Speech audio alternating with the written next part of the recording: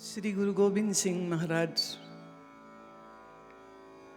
का अवतार दिवस, पौष सुदी सप्तमी, जन्म स्थान पटना, आज का बिहार। दशम ग्रंथ के विचित्र नाटक का ये हिस्सा है जहाँ आपके लिए ये वचन कहे गए। तहीं पर काश हमारा भयो,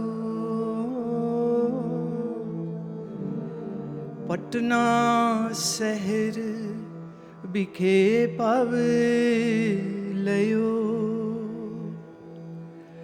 मोर पित पूरब कियस बयाना,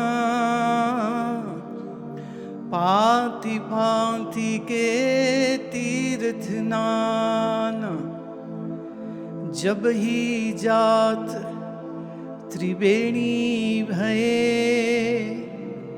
पुण्य दान दिन करत बितये। मद्र देश हमको ले आए, भांति भांति दायन दुलराए। कीनी अनिक भांति तन रक्षा, दीनी भांति भांति की शिक्षा। जब हम धर्म कर्मों आए, देवलोक तब पिता सिधाए। तही पर काश हमारा भयो,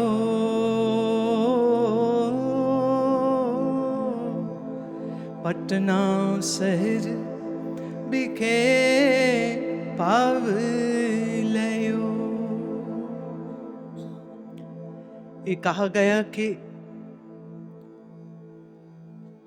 मेरे माता पिता ने पूर्व की ओर यात्रा करनी शुरू करी और अनेक तीर्थों पर जाते हुए प्रयागराज पर गए तो फिर वहां कुछ दिन ठहरे। श्री गुरु तेग बहादुर महाराज और माता गुजरी जी प्रयागराज की उस पावन धरती पर रहे। आज भी वहां पर एक ऐतिहासिक स्थान है, जरूर दर्शन करिए वहां जाकर। और यूं ही पुण्यदान करते करते वो पटना पहुंचे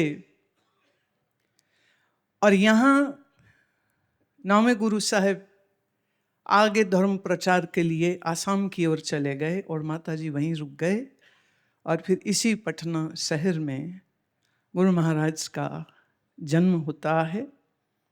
कीनी अनेक बांत तन रक्षा, मेरे माता जी ने मेरे को बहुत लाड प्यार से मेरे शरीर की रक्षा करी।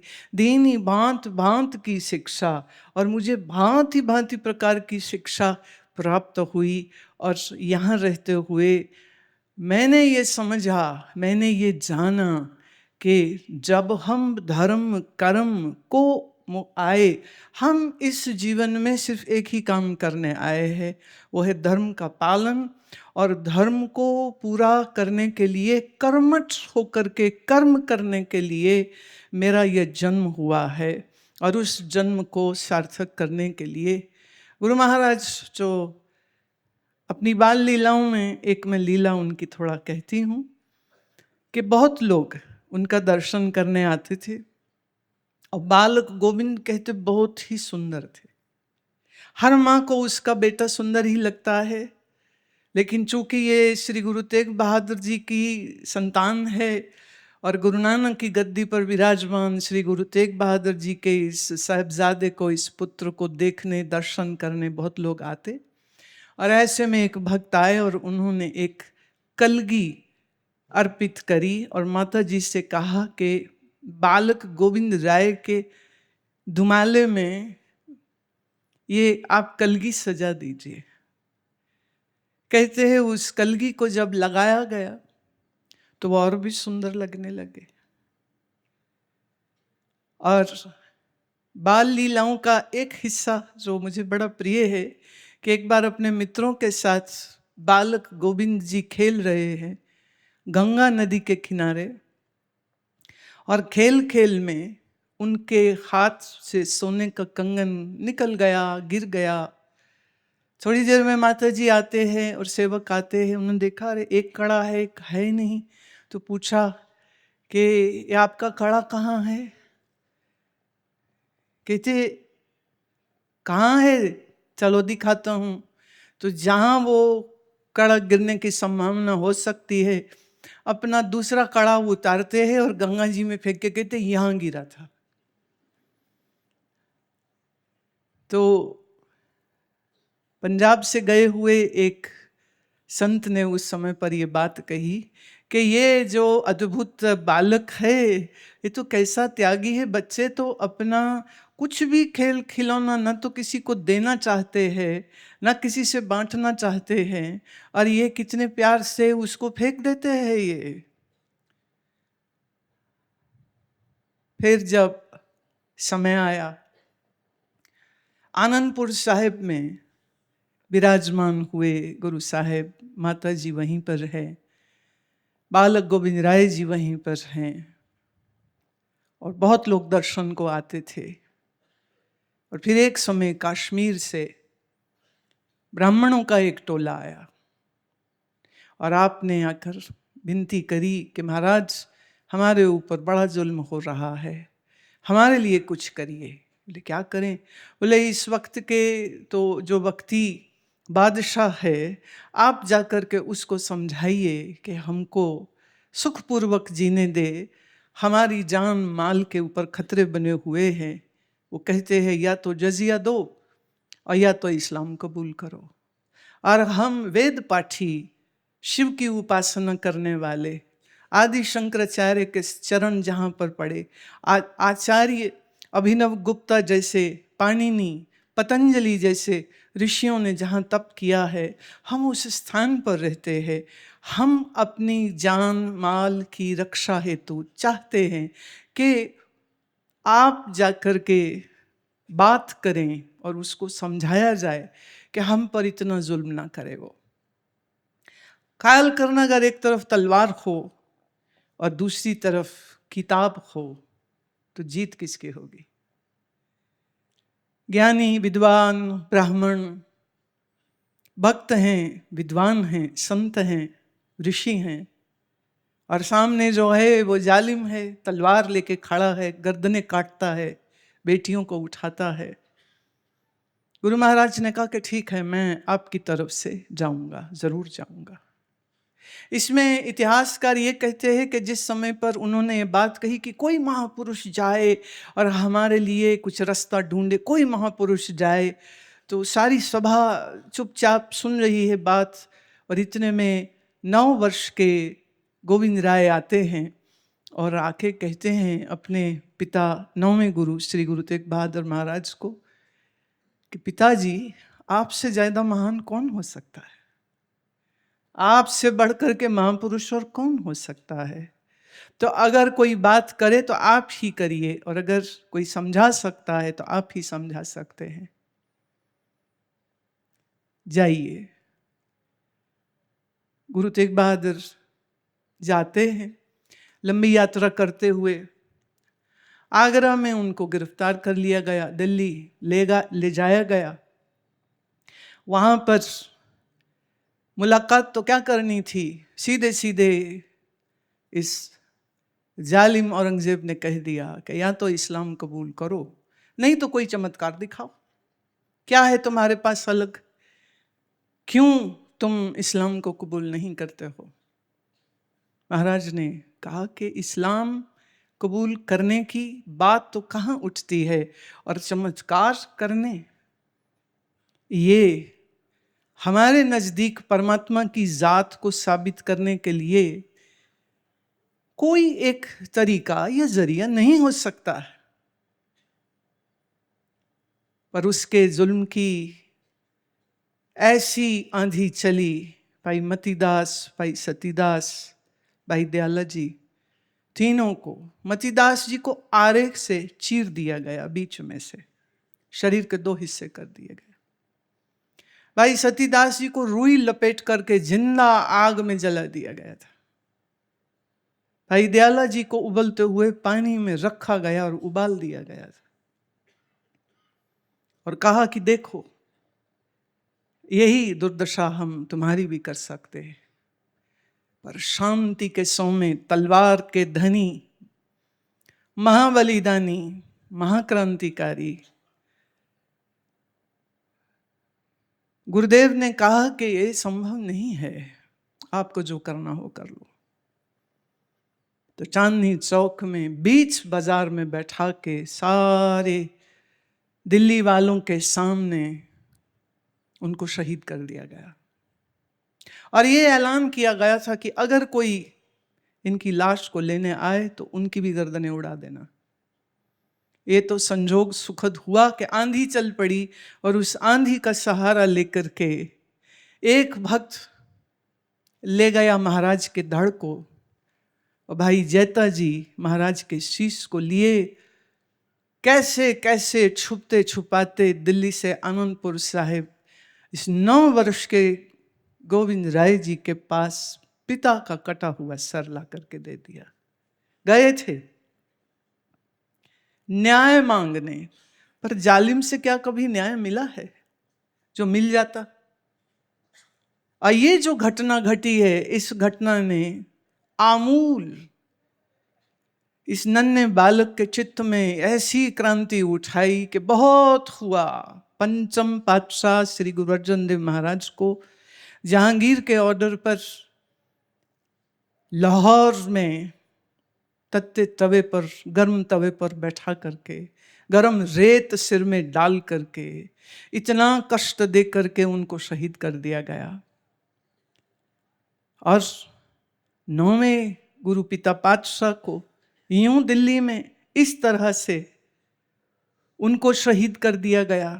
अब बहुत हुआ। फिर उस दिन से एक चिंतन, एक मनन, एक नई क्रांति की फिर लहर उठाई गुरु गोविंद साहब ने। गहन चिंतन मनन करने के बाद वैसाखी के दिन आनंदपुर साहिब में ऐलान किया, आए हुए सब भक्तों, सिखों, शिष्यों, प्यारों को कहा, 5 सिर चाहिए मुझे। नंगी तलवार लेके खड़े हो गए, 5 सिर चाहिए मुझे। जो धर्म के लिए अपना शीश दे सकता हो, जो गुरु को शीश अर्पित कर सकता हो, 5 उठो। कौन आते हो? एक उठे जो आज के द्वारिका से थे, गुजराती।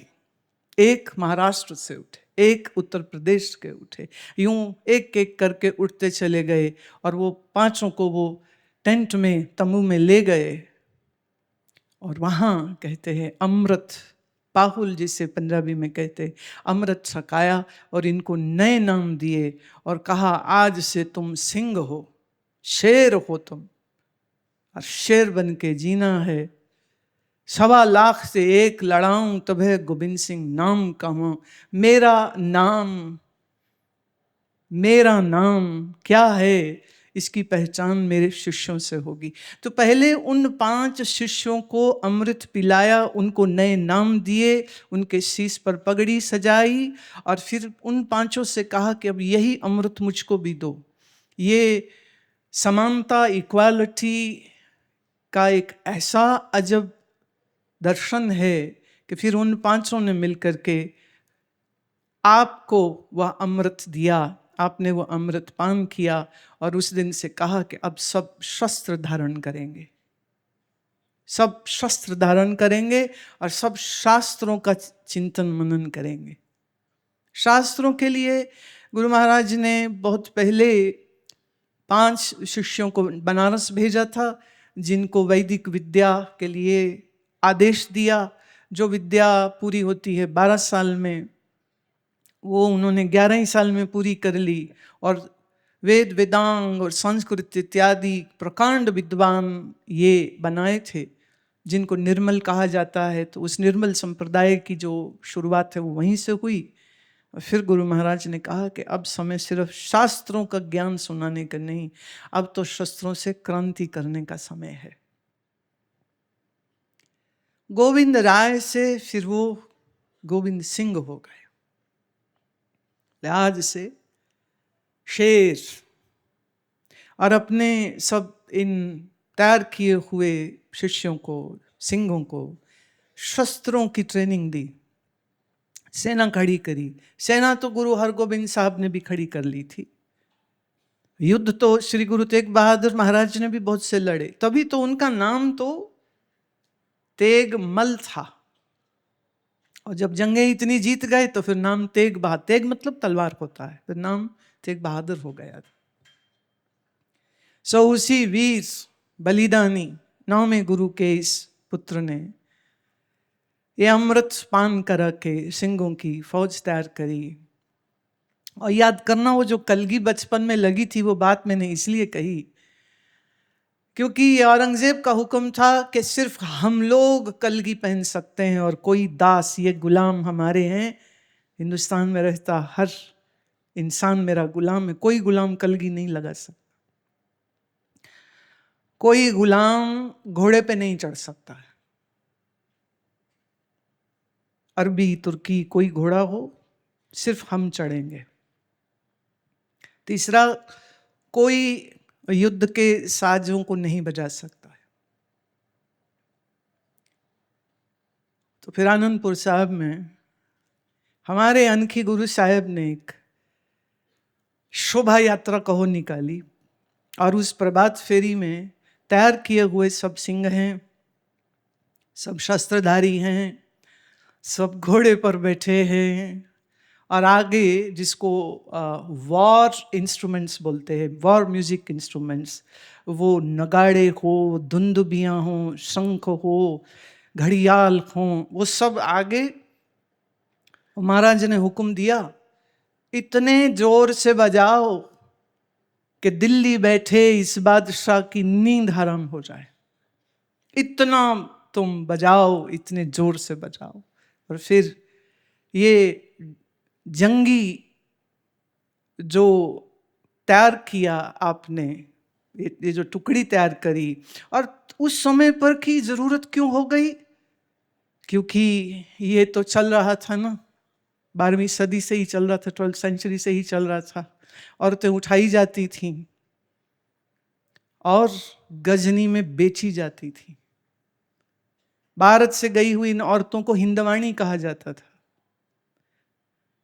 और जैसे सब्जी के बाजार लगते हैं, ऐसे यहाँ से उठाई गई औरतों के बाजार लगते थे और दमड़ियों में उन औरतों को बेचा जाता था।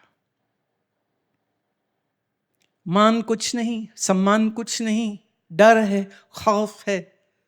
और उस डर खौफ में कई लोग फिर कायर भी हो गए, कई लोगों ने फिर धर्म परिवर्तन भी कर लिया कि जान बचानी है कर लो।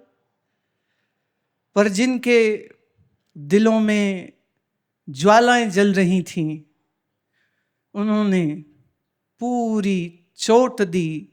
और फिर इन घोड़ों पर सवार सिंहों ने इतनी जंगें लड़ी हैं, समय पर जब जरूरत पड़ी तब लड़ी हैं।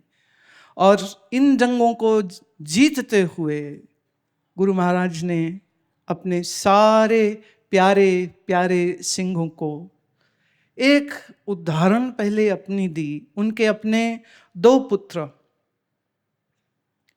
चमकौर की गढ़ी में युद्ध करते हुए शहीद हुए। 2 पुत्र, छोटे साहिबजादे जोरावर सिंह और साहिबजादा फतेह सिंह, जो सिर्फ 6 साल के थे। इन 2 बालकों से कहा जा रहा है, इस्लाम कबूल करो, नहीं करोगे तो तुम्हें दीवार में चिना देंगे। जो करना कर ले, हम नहीं करें।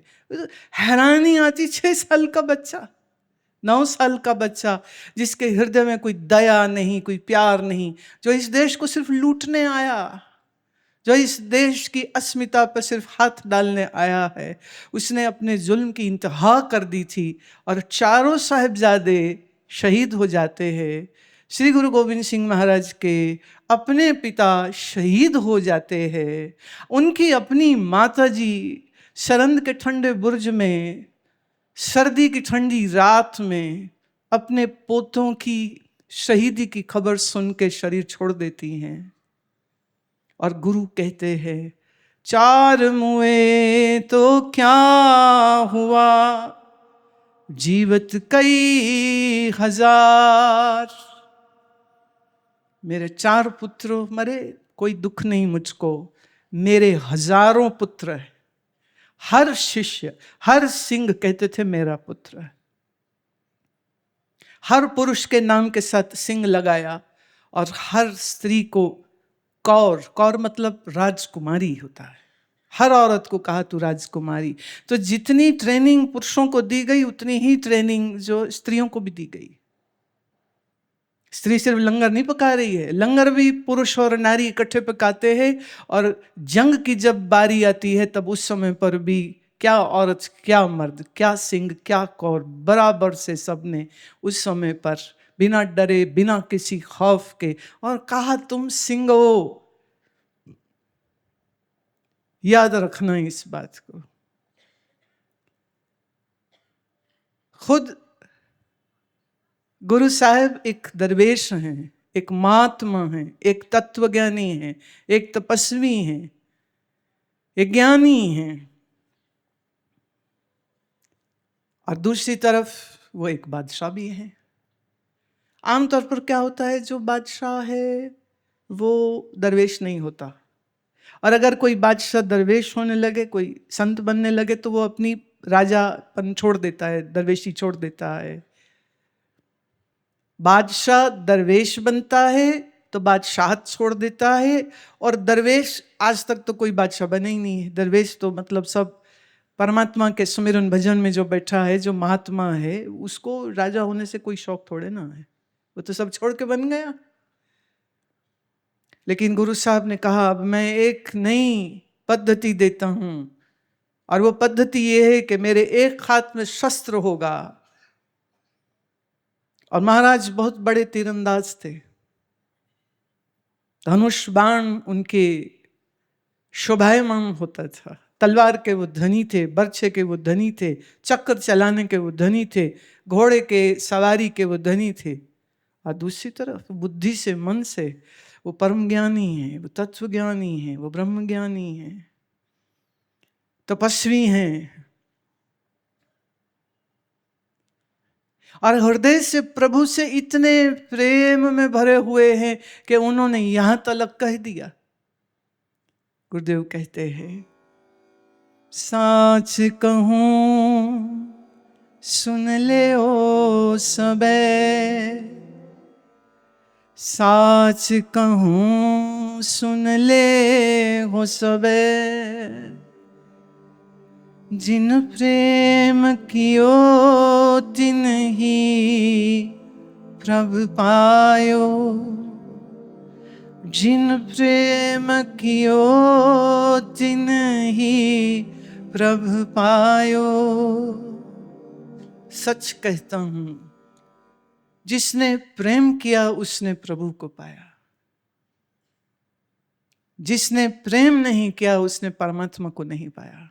तो हृदय से इतने प्रेमी हैं, बुद्धि से तत्वज्ञानी हैं, तलवार के धनी हैं, सर्वंसदानी हैं, महाबलिदानी हैं, महाक्रांतिकारी हैं, और सारे विश्व को संदेशा ये दिया कि तुम परमात्मा की संतान हो तो फिर शीश उठा के जी, शीश झुका के नहीं जी। तू वीर बन पर क्रूर नहीं बन।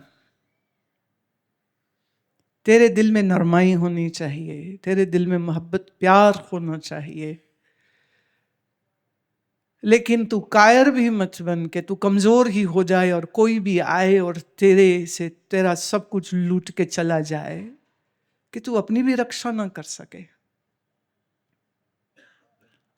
ख्याल करना, एक समय पर जिस चीज की आवश्यकता थी और कोई आवाज नहीं उठा रहा था, उस वक्त पर गुरु साहब ने आवाज उठाई थी। और उन्होंने कहा था कि जो संगत मुझे मिलने आए वो दर्शन भेंट में बंदूक, तीर, तलवार लेकर के आए। समय बदल गया है, अब अपनी रक्षा खुद करनी पड़ेगी। तो दीन की, दुखी की, गरीब की रक्षा करना हमारा कर्तव्य है। देश की, देश के संस्कारों की, संस्कृति की रक्षा करना हमारा कर्तव्य है। और फिर ये कर्तव्य का पालन उन्होंने इतना सुंदर किया। आपके एक प्रेमी शिष्य सिंह हुए जिनका नाम था भाई नंदलाल। भाई नंदलाल जी जो हैं वो कवि थे, प्रेमी हैं, भक्त हैं और कवि हैं। और मैं कह दूं, श्री गुरु गोविंद सिंह महाराज स्वयं एक, जब वो कलम से लिखना शुरू करते थे, पौंटा साहब में बहुत रचनाएं करी हैं, आनंदपुर साहब में बहुत रचनाएं करी हैं, तो इतना कुछ लिखा है उन्होंने। लेकिन अजीब बात यह है कि अपनी उन सब लिखतों को उन्होंने आज श्री गुरु ग्रंथ साहब में जोड़ा नहीं है। वो अलग है, वो बिल्कुल अलग है। जब कलम उठाते हैं तो वो कवि हैं।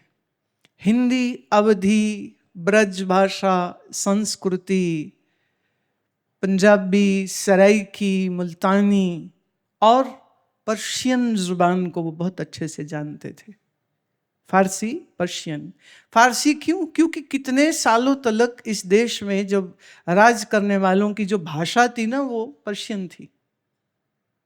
महाराजा रंजीत सिंह का जब राज हुआ है, जो कि 1906 में जाके खत्म हुआ था, वो अंग्रेजों ने धोखे से उनके पुत्र को यहाँ से उठा के लंदन ले गए और पीछे सब तहस नहस कर दिया था।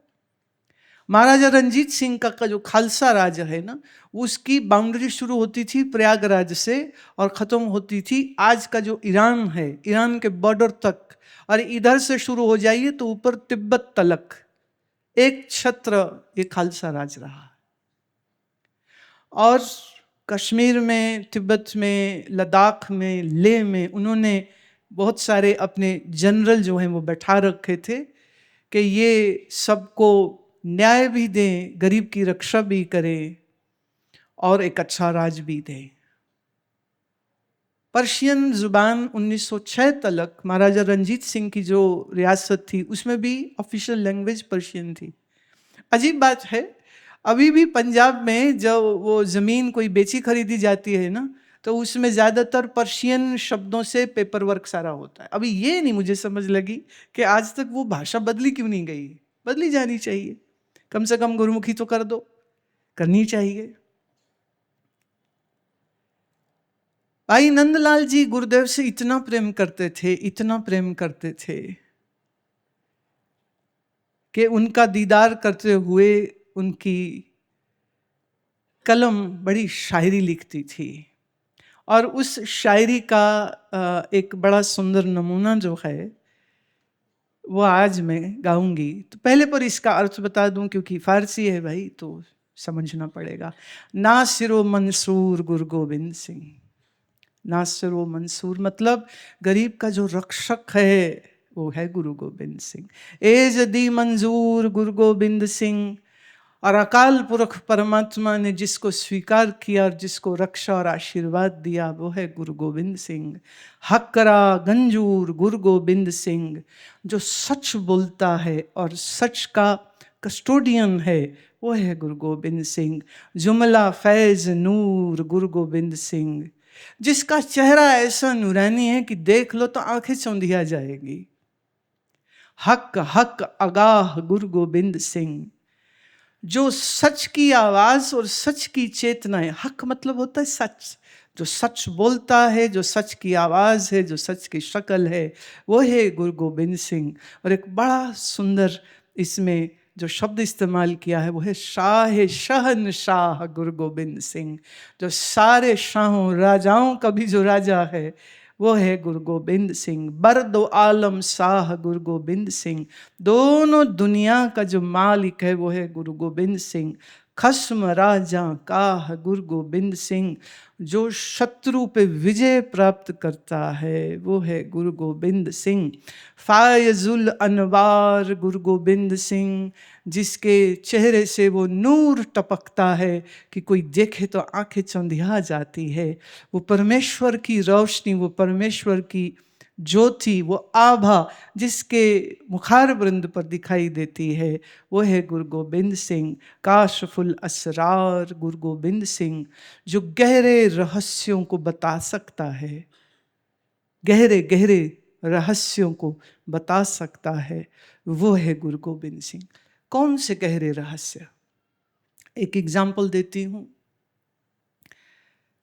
ये पंक्ति दशम ग्रंथ में आती है जिसमें उन्होंने कहा, प्रभ में मोह में तास में रंचक नाही बेव, खालसा सो जो जाने भेओ, प्रभ में मोह में तास में रंचक नाही बेव। कहते खालसा कौन है? खालसा माने शुद्ध। बोले कौन है शुद्ध? जो आत्मदेव को जानता है वो खालसा है, जिसको आत्मबोध है वो खालसा है। और फिर मुझ में, तुझ में और परमात्मा में कोई फर्क नहीं है। जिसने इसको जाना वो मेरा खालसा है। प्रभ में मोह में तास में रंचक नाही भेव। और खालसा कौन है? जो आत्मबोधी है, आत्मवान है, जो अपने आप को निजानंद सच्चिदानंद स्वरूप जानता है। जाप साहिब में गुरुदेव का शब्द यह आता है जिसमें वो कहते सदा सच्चिदानंद सर्वम प्रणासी। जो सदा है, जो सत्य है, जो चैतन्य है, जो आनंद है, जो सर्व में वास करता है, वही परमात्मा। ये परमात्मा का स्वरूप लक्षण क्या है? जो सत्य है, चैतन्य है, आनंद है, एक साथ बोले तो हो जाता है सच्चिदानंद। तो जाप साहब में यही शब्द इस्तेमाल करते, सदा सच्चिदानंद सर्वम प्रणासी। जो सर्व में वास करता है वही परमात्मा है। और जिसने ज्ञान पाया, जिसने आत्मबोध पाया, तो उसके लिए कहा प्रभ में, प्रभु में, मोह में, मुझ में, तास में और तुझ में कोई फर्क नहीं है।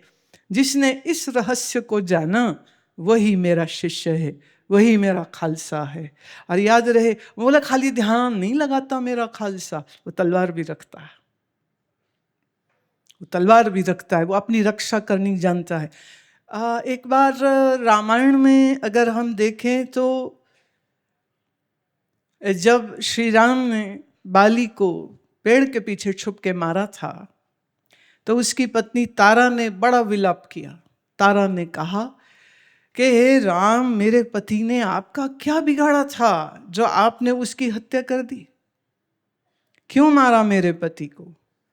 तो श्री राम कहते हैं कि देवी सुन, तू जिसे कहती है मैंने पाप किया, तो सुन, तेरे पति ने अपनी ही भाई की पत्नी को जबरदस्ती अपनी गुलामी में रखा, बुरी दृष्टि से देखा। क्या ये पाप नहीं है? और ऐसे पाप करने वाले की हत्या करना वाजिब होता है, लाजमी होता है। इसलिए मैंने तेरे पति को उसके कुकर्म, पाप कर्म की सजा दी है। स्त्री का अपमान मैं नहीं देख सकता हूं। और तेरे पति ने ये अपमान किया, अपनी बाबी का अपमान किया, अपने भाई का अपमान किया, और उसको इतना निसहाय कर दिया कि वो कुछ कर भी ना सके। तो जो असहाय होगा उसके लिए राम होता है। जो स्त्री का अपमान करे तो उसका बदला लेने के लिए मुझ राम को, मुझ सूर्यवंशी राम को कदम तो उठाना ही पड़ेगा। ये ठीक है, उसके पास वरदान था, जो उसके सामने आएगा उसकी आदि शक्ति मिल जाएगी शत्रु को। अब राम जी अगर आमने सामने आते तो ऋषि का वरदान है, तो शक्ति मेरी उसको मिल जाती। इसीलिए पेड़ के पीछे छुप करके मुझको ये वार करना पड़ा। और यही एक छोटा सा कर्म है जो श्री राम करते हैं, और वो भी न्याय के हेतु करते हैं। स्त्री का अपमान कोई करे ये उनको बर्दाश्त नहीं है। इसलिए सनातन धर्म के जितने भी अवतारी पुरुष हैं, कोई शस्त्रहीन नहीं है, एक भी नहीं।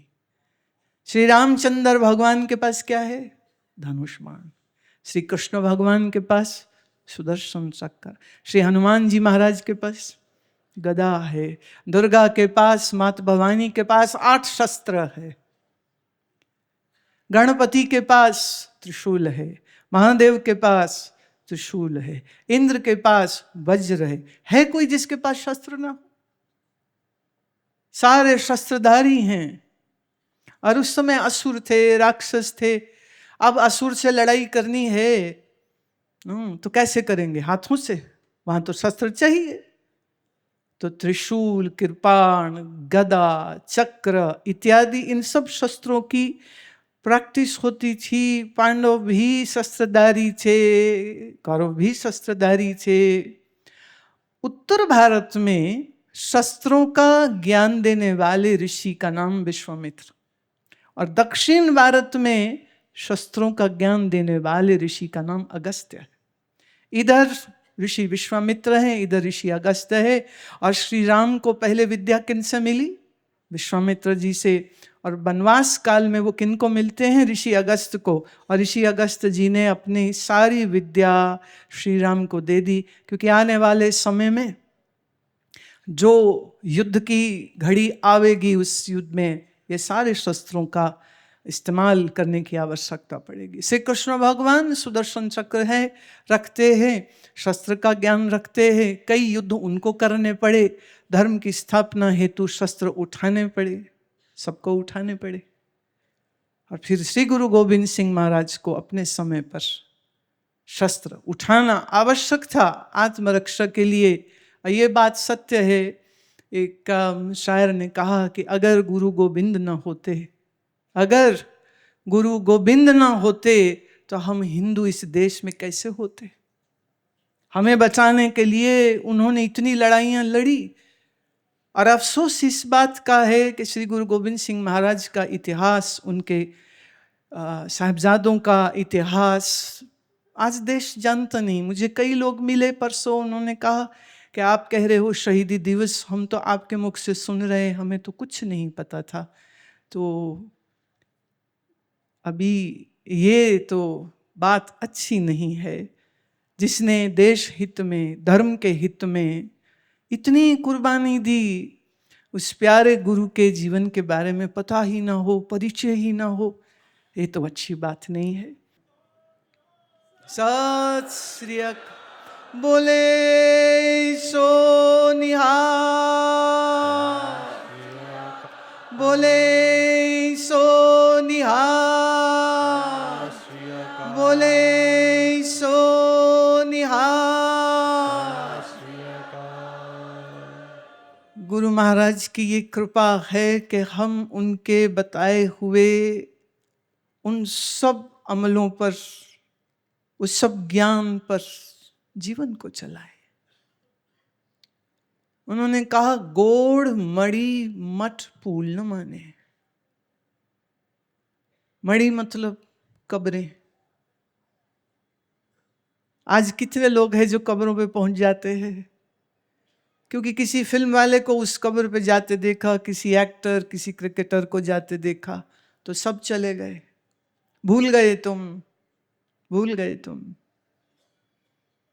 जिसके हड्डियां पड़ी हैं कब्र में, भाई वो तुम्हारा क्या ही संवार सकता है? वो अपना तो बाप बचा नहीं सका। शरीर मरण हारा है, शरीर मर खप जाता है। अब जाके आप उसकी कब्रों पर दिए जलाओ और शोभा नहीं देता है।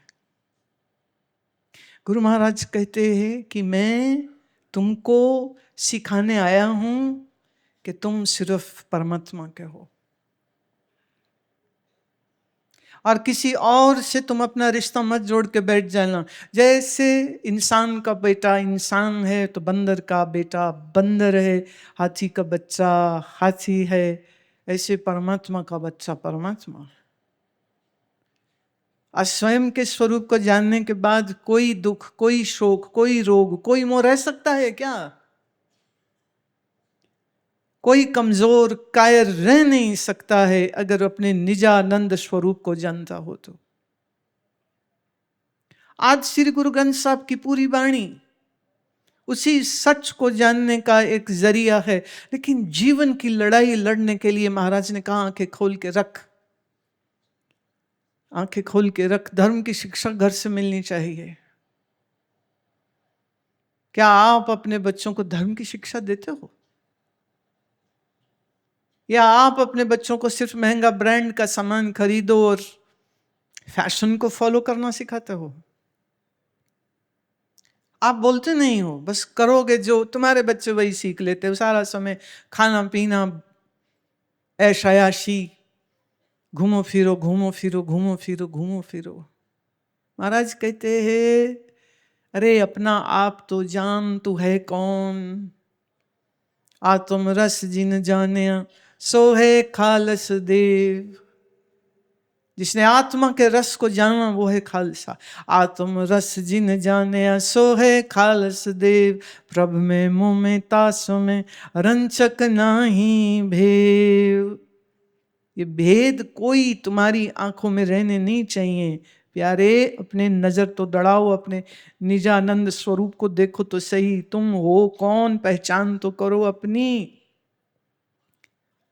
और अगर अपनी ही पहचान नहीं कर पाए तो याद रहे, फिर कोई भी आके तुमको उंगली लगा के अपने संग ले जाएगा। कोई कहेगा ये कर लो, कोई कहेगा ये कर लो।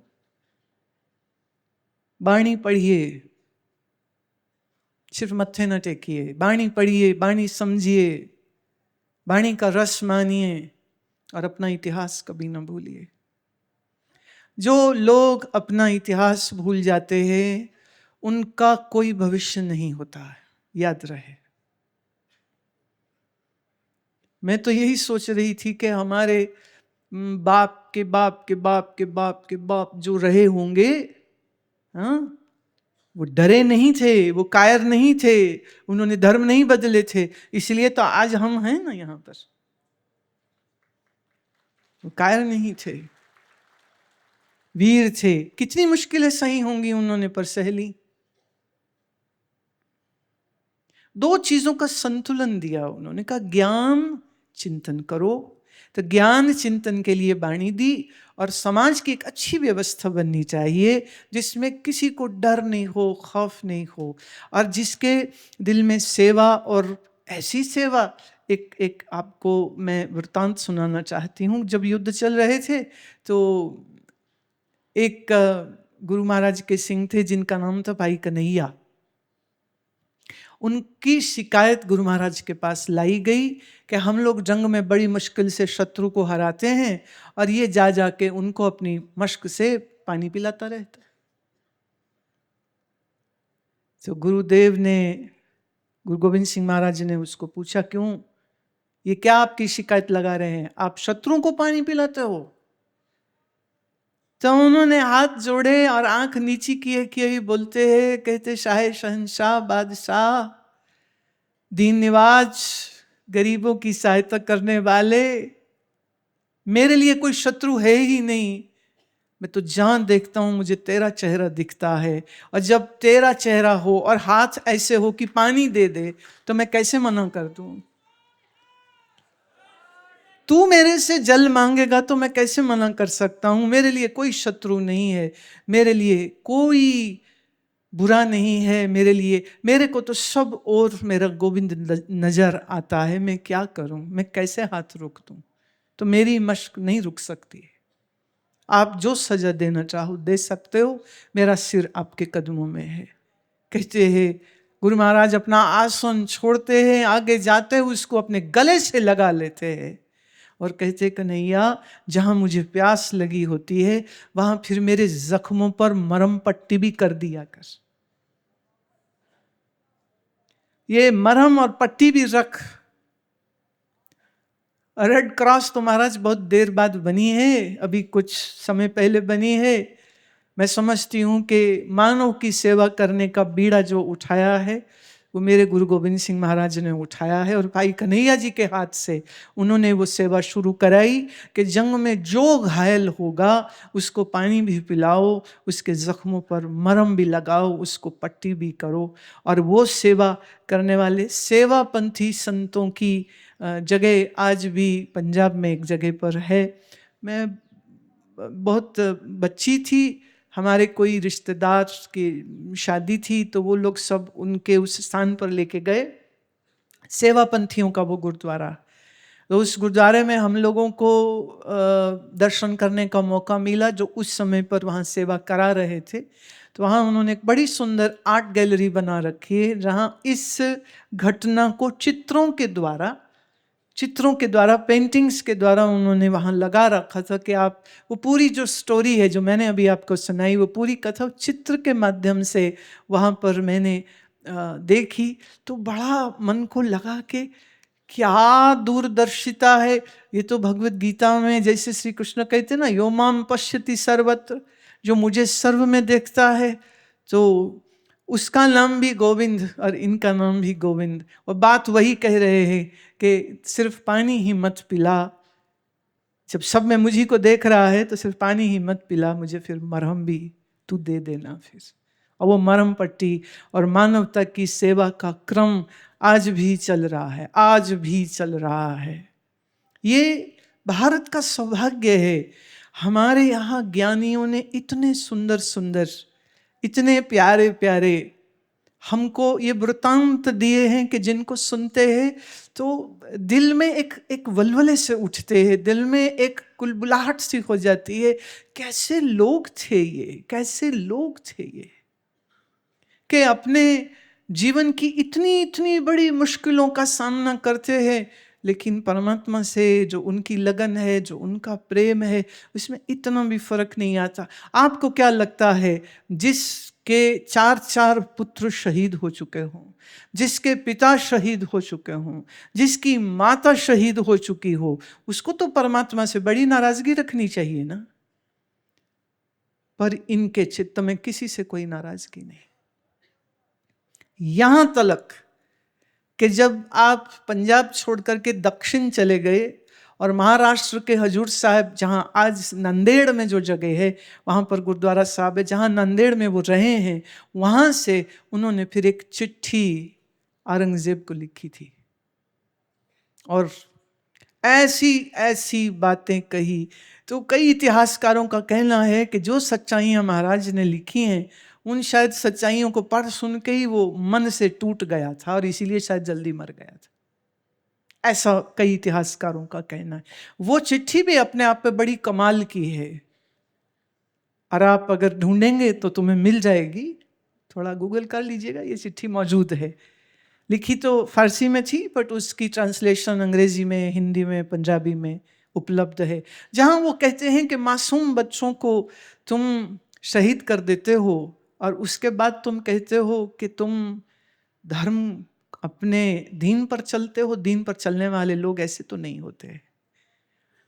लेकिन उसको प्यार भरी जो बात, मतलब इतनी वो, उसमें कहीं ना ये कड़वाहट नहीं है, उन शब्दों में कड़वाहट नहीं, उन शब्दों में उनके शब्दों का चमत्कार है,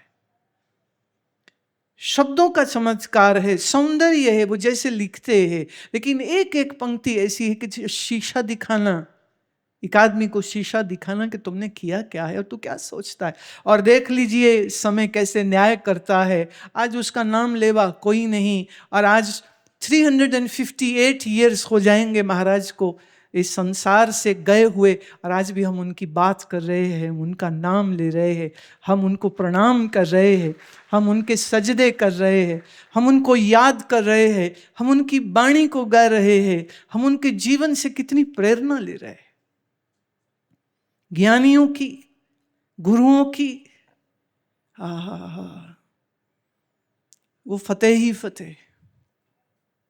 इसलिए ये जो एक बोला है, इस पंजाबी में बोला कहते हैं, मतलब बड़ा जो होए बोली तो उसको बोला बोल देंगे। ये जो बड़ा बोला है जो कहा जाता है, आपने सुना होगा, वाहेगुरु जी का खालसा, वाहेगुरु जी की फतेह। वाहेगुरु मतलब क्या है? भाई गुरदास जी ने वाहेगुरु शब्द के अर्थ किए। भाई गुरदास वार में 22 वारें हैं उनकी द्वारा लिखी हुई, उसमें वो बात ये कहते हैं, वाह वाह वासुदेव, हा हा हरि, गा गोविंद रा राम। और ये वाहेगुरु शब्द, वाहेगुरु वाहेगुरु तेरा सब सदका, बड़े सुंदर सुंदर पद वाणी में हमको मिलते हैं। वो कहते हैं, जीत वाहेगुरु की, मेरी नहीं है, क्योंकि हम खाल से वाहेगुरु के हैं, किसी और के नहीं। हम किसके? बोले वाहे गुरु जी का खालसा, हम खालसे वाहे गुरु के हैं। तो जीत किसकी? बोले वाहे गुरु की। इसे हम क्या कहेंगे? स्थित प्रज्ञ व्यक्ति का अकर्ता योग, निष्काम कर्म योग। जो भी कर्म कर रहे हैं तो जीत तेरी, विजय तेरी, क्योंकि हम तेरे हैं, हम तेरे हैं ना प्यारे। इसलिए उन्होंने अपने शिष्यों से ये नहीं कहा कि तुम मेरे बनो ना, उन्होंने कहा परमात्मा के बनो। हम सब उसी का, सब में जोत जोत है सोए, तिसदे चानन सब में चानन होए, गुरु साखी जोत प्रगट होए। सब जीवों में चेतन रूप आत्मा तो एक ही है, हर मैं में चेतन आत्मा एक ही है। ये गुरु का, ये ईश्वर का, परमात्मा का जो जाहो जलाल, वो सब उसी का है, सब उसी का है। ज्ञान की दृष्टि से देखे तो उनके लिए कोई शत्रु नहीं है, ना ना ना, कोई मित्र नहीं है। और वो इतनी नम्रता और दीनता से कहते हैं, इन्हीं की कृपा के सजे हम हैं, नहीं मोसो गरीब करोड़ परे।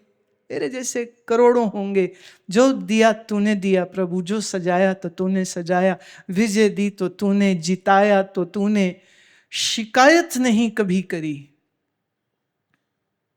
शिकवा कभी नहीं किया। इसलिए प्यारे, जिंदगी में जब कभी कोई कष्ट, कोई तकलीफ तुम्हारे आए ना, रोने मत लग जाना। उस समय दसम पिता गुरु गोविंद सिंह महाराज के जीवन को याद करना। उनके जीवन में जो कष्ट आए हैं, क्या उन कष्टों के सामने तुम्हारे छोटे छोटे कष्ट की कोई गिनती भी है क्या? गुरु भी है, चेला भी है। और असल में ज्ञान की दृष्टि से देखे तो गुरु गुरु नहीं, चेला चेला नहीं, एक ही ब्रह्म तो है। गुरुर नैव शिष्य, न गुरु कोई न चेला कोई। अगर अस्तित्व की ओर देखते हैं, पर ब्रह्म की ओर देखते हैं, तो पर ब्रह्म की, नामदेव जी महाराज कहते हैं, ए परपंच पार ब्रह्म की लीला, विचरित यान न होई, सब गोविंद है, सब गोविंद है, गोविंद बिन नहीं कोई।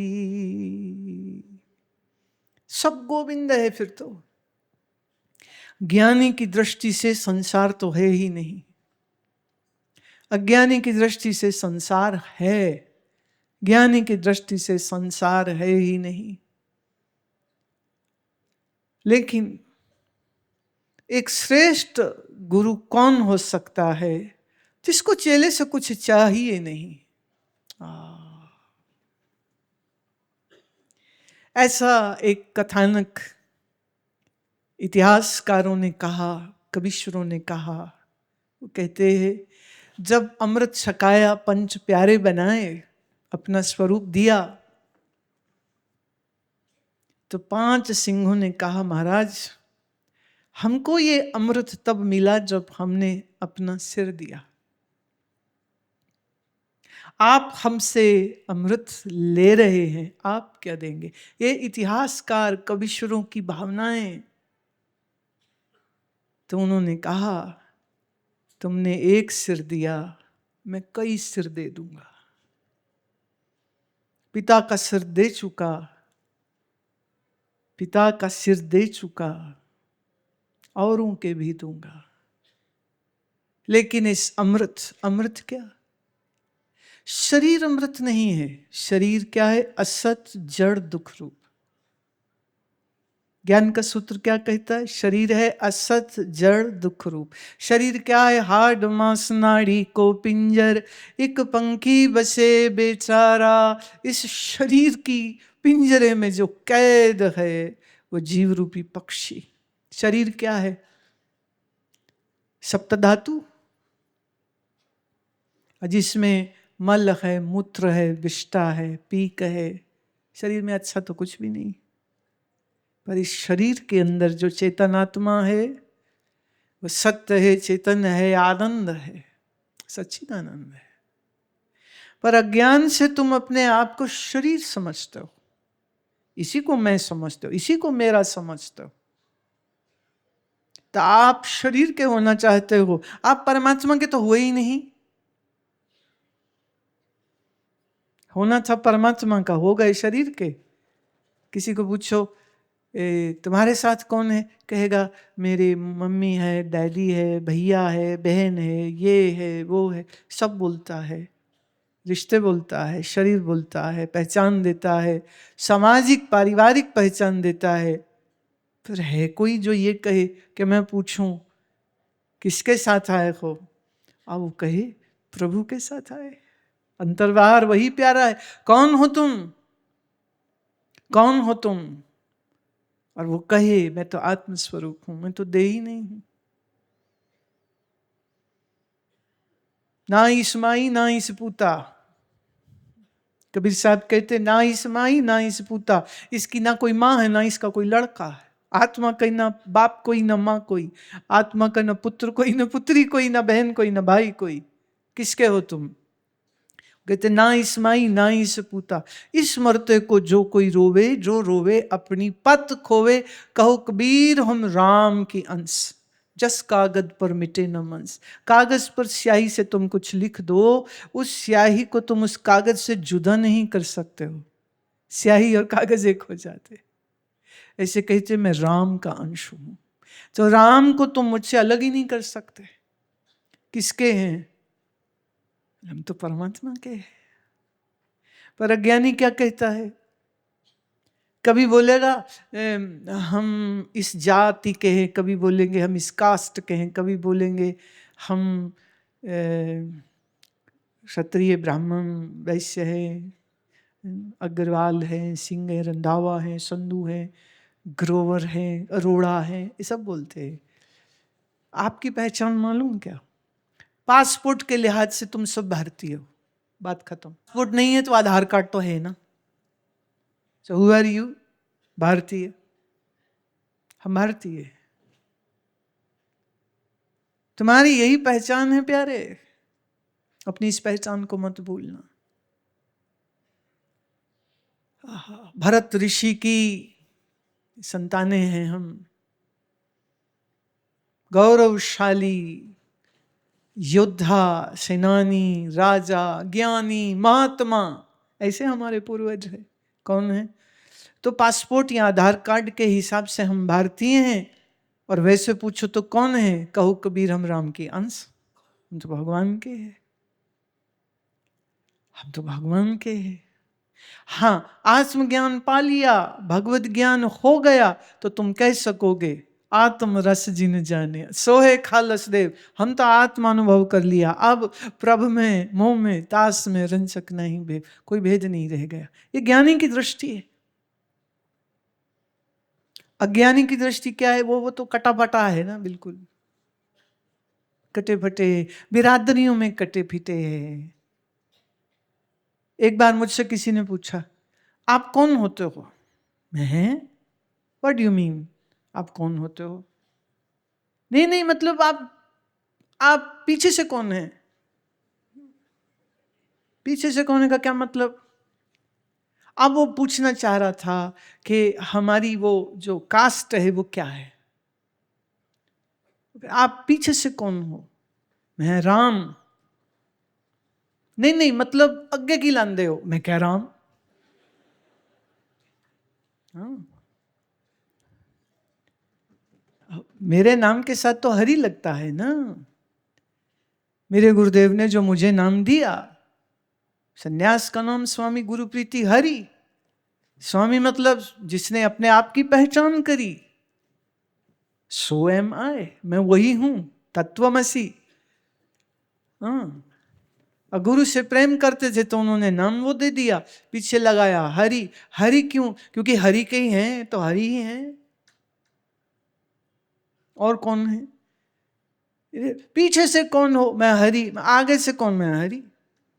कह रहे नहीं, आप मेरी बात नहीं समझे, मैं फिर से समझा। नहीं, पीछे से कौन है? आपके माँ बाप कौन है? मैं राम।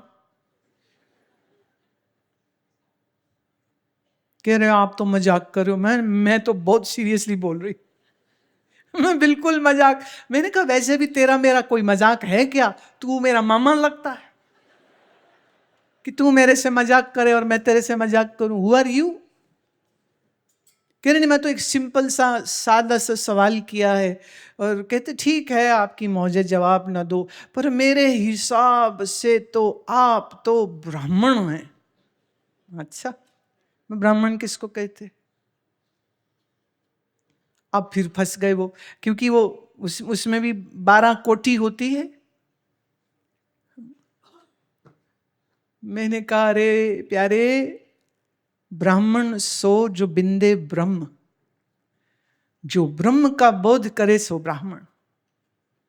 सुखमनी साहब में गुरुदेव कहते पंडित सो जो मन पर बोध है, पंडित सो जो मन पर बोधे, राम नाम आत्म में शोधे, राम नाम सार रस पीवे, उस पंडित के उपदेश जग जीवे। कौन होता है पंडित? जो मन का शोधन करता है और राम नाम अपने आत्मा में उस रस को ले आता है। वाह वाह, राम नाम सार रस पीवे। और ऐसे पंडित के उपदेश से जगत जीता है। पंडित कौन? जो ज्ञानी है। कहते आप तो घुमा के फिर बात कहीं और ले गए। ना, हम तो हर बार वहीं लेके जाएंगे। और कहां लेके जाएंगे प्यारे? ये जाति उपजातियों में बटो मत। शरीर से एक ही है इंसान, मनुष्य। जाति से या स्त्री है या पुरुष। और स्वरूप से कौन? आत्मा। श्री हनुमान जी श्री रामचंद्र को जब मिलते हैं लक्ष्मण जी के साथ, तो कहते हैं कि उस समय उन्होंने वेश ब्राह्मण का ही बनाया और आकर के पूछते हैं आप कौन हैं? दिखते बनवासी हो, कंधे पे धनुष बाण, कौन है आप? और कहते हैं कि श्री राम तो हनुमान जी को देखते ही पहचान गए कि ये कौन है। हाँ, यहाँ पर थोड़ा सा इसको हम आध्यात्मिक अगर अर्थ दें तो जीव नहीं जानता है कि वो कौन है, और जीव नहीं जानता है कि ईश्वर कौन है। तो जीव पूछता है आप कौन हैं? श्री राम तो चुप रहे, मौन रहे। लक्ष्मण जी बोले ये अयोध्या नरेश महाराजा दशरथ के ज्येष्ठ पुत्र श्री रामचंद्र हैं, और मैं इनका अनुज छोटा भाई लक्ष्मण हूं। और आप कौन हैं? जरा अपना परिचय दीजिए। इधर वो परिचय बोल रहे हैं, इधर श्री हनुमान जी श्री रामचंद्र के नेत्रों में देख रहे हैं। और नेत्रों में देखते देखते वो नेत्रों के जरिए जो दृष्टि श्री राम की हनुमान जी के हृदय तक गई, तो एक आंदोलन हो गया। और चित्त में ये स्मृति आने लग गई कि मैं जब जब बालपने में ध्यान करने बैठता था, ध्यान करता था शंकर का, और नजर एक परछाई आती थी जिसके शीश पर केश का बना जुड़ा है, जिसके कंधे पर धनुष है, पर जो दिखता नहीं था स्पष्ट, एक परछाई हमेशा आ जाती थी। और ये परछाई किसकी है? वो पूछते रहते थे ऋषियों महर्षियों से, सबसे पूछते कि मैं जब बैठता हूँ सुमिरन करने, एक कुछ दिखता है, वो कौन है मालूम नहीं। और कहते यही प्रश्न हनुमान जी ने शंकर भगवान से भी पूछा कि जब मैं ध्यान करने बैठता हूं तो प्रभु मुझे कौन दिखता है? तो उन्होंने कहा ये रहस्य तुम्हें स्पष्ट हो जाएगा, तुम जिसको परछाई रूप से देख रहे हो उसका साक्षात्कार तुमको हनुमंत हो जाएगा। और फिर वो घटना घटती है। कहाँ घटी? आज के कर्नाटक में घटी। पहाड़ों की इस वादी में खड़े हैं श्री रामचंद्र, सन्मुख है हनुमान जी, और वो पूछ रहे आप कौन है? और लक्ष्मण जी दे रहे हैं परिचय। और इधर नेत्र से नेत्र मिलते हैं, तो दिल से दिल तक गई आवाज़, और पता चला वही परछाई चित्त में फिर आई। और अब वो परछाई परछाई न थी, अब तो स्पष्ट दिख गया, नेगेटिव का पॉजिटिव हो गया। ये तो वही है जो मेरे सन्मुख इस समय खड़े। ज्यों निश्चय हुआ कि ये तो मेरे प्रभु आ गए, वहीं हनुमान जी चरणों में बिछ जाते हैं, दायां घुटना जमीन पर और बाएं पांव पर अपनी कोहनियां रख के हाथ जोड़ के कहते हैं कि भगवान, शरीर से मैं आपका दास हूं, मन से मैं जीव और आप मेरे स्वामी हो, और आत्मा से जो आप हो वही हम हैं। जो आप हो वही हम हैं, यह है परिचय।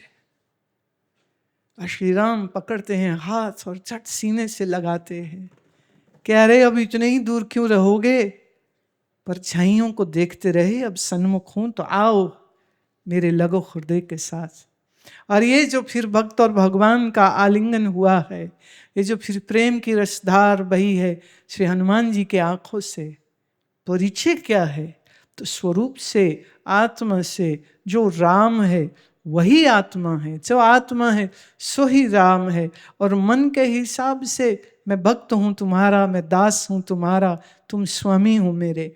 और शरीर की दृष्टि से तो आपका सेवक हूं प्रभु, आपकी सेवा में मैं जो कर सकूं बस उस योग्य समझो, तो अपने चरणों की सेवा हमको दे दीजिएगा। ज्ञान की दृष्टि से देखे तो ये शरीर मैं नहीं, मेरा नहीं है। मन की दृष्टि से देखिए तो मन मैं नहीं है, मेरा नहीं है। बुद्धि की दृष्टि से देखे तो मैं नहीं है, मेरी नहीं है। और मैं जो हूं आत्मस्वरूप, सच्चिदानंद स्वरूप, उस सच्चिदानंद स्वरूप को जाना। तो अब कोई पूछे तुम किसके हो, तो गुरु गोविंद सिंह महाराज ने कहा कि पूछे कोई तुम किसके हो तो कहो हम वाहिगुरु के हैं, परमात्मा के हैं। तो जीत हो हार हो जो हो वो सब उसी की है, तेरा क्या है बीच में, कुछ भी नहीं। तू कौन, स्वरूप को जान। भारतवर्ष का ये सौभाग्य है, इस धरती का ये सौभाग्य है, ऐसी ज्ञान की अविरल धारा यहां बह रही है। ज्ञान से बुद्धि को आलोकित कीजिए प्यारे, मन को प्रेम भक्ति और उपासना से भरिए प्यारे, और शरीर को योगासनों से, शस्त्र विद्या से बलिष्ठ करिए प्यारे। कभी दीन न रहो, कभी हीन न रहो। दीन क्यों, दीन क्यों? एक छोटा सा किस्सा सुनाती हूं। एक बार अमेरिका जाना था, जहाज में बैठ गए और जहाज में सीट पे बैठी तो एकदम से याद आया कि ओह हमारे पास तो पैसे ही नहीं है, डॉलर होने चाहिए पास में, तो पैसे ही नहीं है। वो हुआ क्या कि बस रह गया। तो अब हम सीट पे बैठे सोच रहे हैं कि भाई, हालांकि दिल्ली से चढ़े हैं और न्यूयॉर्क उतर जाएंगे, आगे भक्त आए होंगे गाड़ी में ले जाएंगे, मैंने क्या करने पैसे। पर कभी कभी क्या वहाँ इमिग्रेशन ऑफिसर पूछता है how much money you have, what brings you to USA, how much money you have. अब पैसे हैं नहीं, तो मैं सोच रही हूँ ओहो अब क्या करें, पैसे हैं नहीं। मैं आगे की वो सीट पे थी, मेरे जो साथी हैं वो पीछे वाली सीटों में थे, और पर्दे बंद हो गए और जहाज़ के उड़ने की तैयारी, वो उठ के जा भी नहीं सकते। तो मैं बैठी, अभी अनाउंसमेंट चल रहे थे कि बस अब तुरंत जहाज़ निकलने वाला है, अपनी सीटों पर बैठ जाइए, बेल्ट बांध लीजिए। मेरे मन में एक ऐसे ना विचार आया, पैसे ही नहीं है। वो इतने में इधर आवाज आई, गुरु माँ। मैं कौन, ये यूएसए के जहाज में कौन है? जो अभी पुरानी बात मैं कर रही हूँ, 2008। तो मैं देखा, तो मैंने पहचाना नहीं। कहते जी मैं न्यू जर्सी में रहता हूँ। मैं वो जो एक सिंधी बड़े प्यारे दादा, वासवानी उनके शिष्य थे। बोले आप को मैंने दर्शन किए थे, आप हमारे सेंटर में आए थे। मैं हाँ हाँ हाँ।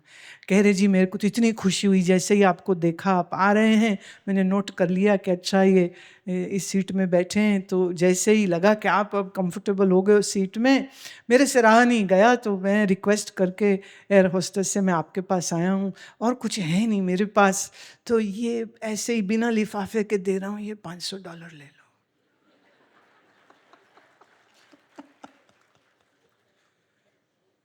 सच जानिए कि मैं उस बंदे की शक्ल देखूं और पैसे देखूं, है कोई दुनिया का बाप जो अपने बच्चे की जरूरत को इतनी नजदीक से जानता हो? है कोई दुनिया का बाप? है किसी दुनियावी माँ बाप के अंदर ये जरूरत, ये ताकत, ये शक्ति कि ऐसी अजीब सी जगह पर, और ये सोचा, मतलब ये सोचा और ये बंदा आया, अभी ये सोच आई और ये बंदा आ गया और वो पैसे दे रहा है। मैंने पैसे लिए और मुझे लगा कि जैसे बेटी घर से बाहर जाए ना तो बाप पैसे शगुन देता है, हम भारत से बाहर जा रहे हैं तो पिताजी शगुन दे रहे हैं कि लो जाओ। अभी मुझे ये बताइए, तुम्हारा कौन? तुम्हारा कौन? परमेश्वर के अलावा कोई अपना हो नहीं सकता है। दीनन की प्रतिपाल करे, नित संत उबार, गनी मनगारे। दीनों की प्रतिपालना करता है, संतों की सहायता करता है, भक्तों को मोहब्बत देता है, आशीर्वाद देता है, प्यार देता है। ऐसे ऐसे श्री भगवान को भूल करके संसार में किससे दोस्ती करें बताओ? किससे? नहीं कर सकते, किसी और से दिल का जोड़ भी नहीं बना सकते हैं। दिल का जोड़ बनाएंगे तो प्रभु प्यारे के साथ बनाएंगे, और किसी के साथ बनाना उचित नहीं है, बिल्कुल उचित नहीं है।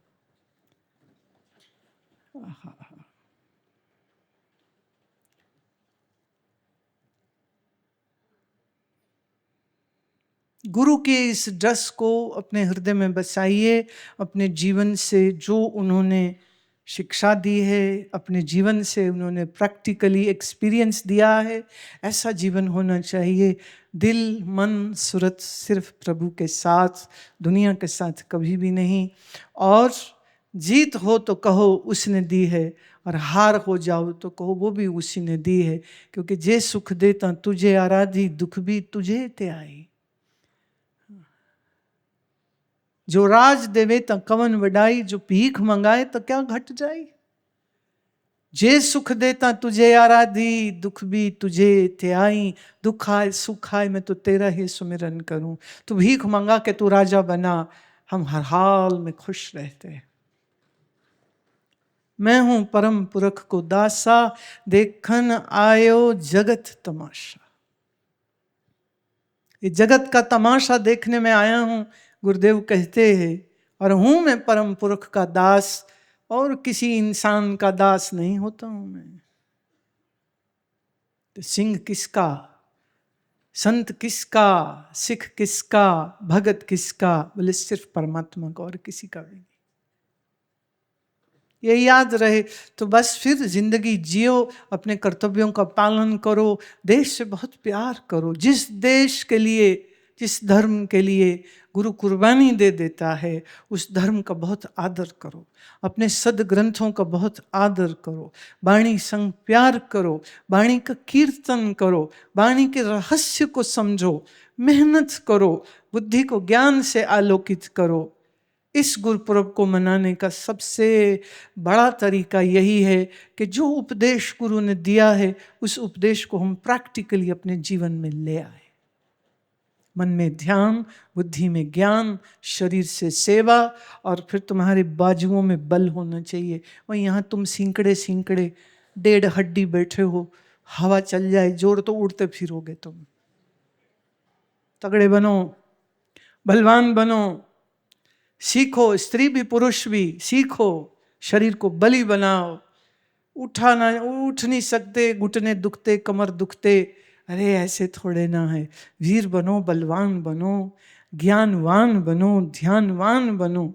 ये गुरु महाराज की कृपा हम सब पर बनी रहे और हम उनके बताए हुए नक्शे कदम पर चल सके, मोहब्बत कर सके, भक्ति कर सके, प्रेम कर सके, जीवन का आनंद से भर सके, बहुत बहुत आनंद से भर सके। तो आखिर में एक बार फिर से आप सबको बादशाह दरवेश गुरु गोबिंद सिंह, एज दी मंजूर गुरु गोबिंद सिंह, सर्वंस दानी, शाहों के शाह, दशमेश पिता श्री गुरु गोबिंद सिंह महाराज के पावन गुरुपुरब की आप सबको बहुत बहुत बधाई हो। वाहेगुरु जी का खालसा, वाहेगुरु जी की फतेह। बोले सो निहाल, बोले सो निहाल, बोले सो निहाल।